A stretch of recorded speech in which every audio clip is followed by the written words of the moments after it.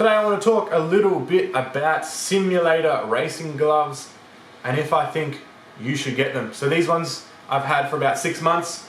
I've just recently added into the mix my simulator racing boots as well. I've made a couple of videos on these. If you want to know more information, I'll link 3 down in the comments below. I've got an unboxing, a follow-up review, and a video on how they actually changed my whole driving style. It really messed me up, but that's got its own video. This one's about the gloves. Now, they haven't really made too much of an appearance on any of my social media platforms. I think they were in one Instagram photo you would have seen with these shoes if you follow Swolabear Instagram page. But long story short, do you need them? No, you don't, unless you have a direct drive wheel, and that's where you'll see a lot of the sim racers have them. The ones that have the expensive wheels. How do you know they're expensive if you're new to sim racing? They'll have this square, larger box. Normally they run off direct drive systems, which historically it come about from being motors for conveyor belts. And then they're like, oh, these work well for racing simulators, and the power that they output, let's use those. And that's kind of how direct drive systems occurred from my knowledge. So they're really strong, and the reason why you need these for that is because a really strong wheel has the ability to give you friction burn if it was to slip. Plus you're gripping on a bit harder a lot of the time. It's just, you know, more force. Human skin isn't the toughest material on the planet, so I'd recommend them for sure if you've got a direct drive wheel. The other reason I'd recommend them is if you have a belt driven wheel or anything with force feedback. Logitech isn't on a belt driven system. It's very similar from what I understand. I've used them, but I haven't looked at the science behind them. But I'd use them if you wanted to add to the experience, and that's the biggest thing that I think a lot of sim racers are chasing. That's the reason why we spend so much on these systems, or some people in particular. It's not that it makes you super fast. It has the ability to, sure, if you've got really good pedals, really good wheel, surround sound, speakers and everything, VR. But really it's trying to immerse yourself super well into the experience and replicate as best we can driving an actual car. Now, there's something psychological happens when you put on the karting boots or the simulator boots. You put on the gloves, you put on the headset, and it's go time, ready for the green lights. To me, that experience is unbeatable. It's the main reason why you're not getting gloves in the first place. And just like the boots, they're quite difficult to get used to. Anything that changes your memory of how your simulator works. And what do I mean by that?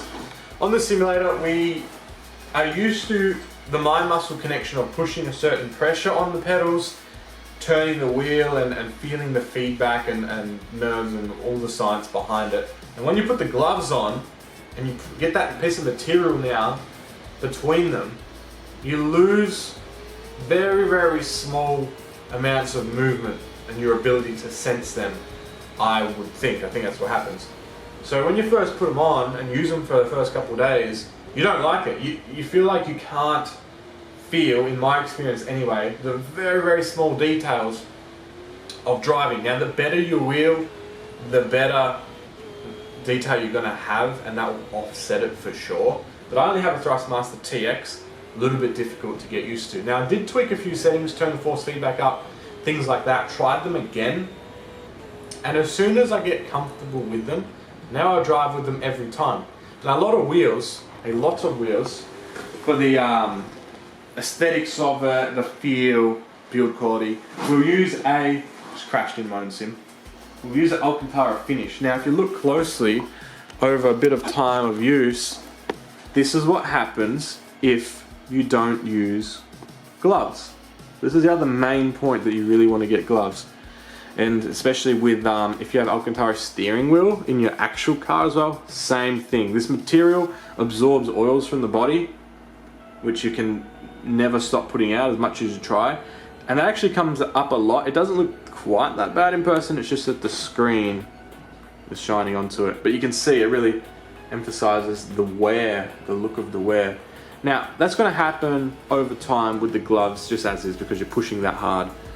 You know, things are going to happen, wear is going to happen in that sense. But by not wearing gloves and just having your bare hands on it, it accelerates that super, super fast. So a couple big points there. If you've got Alcantara wheel or you plan to, gotta wear gloves. If you've got a really strong one, you don't have to wear gloves, though I recommend it. And to add the experience, gotta wear gloves.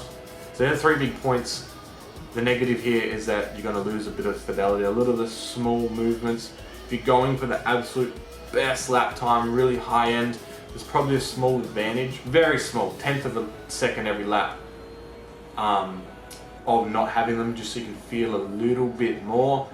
But for what it is, $50 or $100 for some proper Sparko gloves to go with your race boots and add to the experience, I really highly recommend it. I hope that answered your question on whether or not you need sim racing gloves.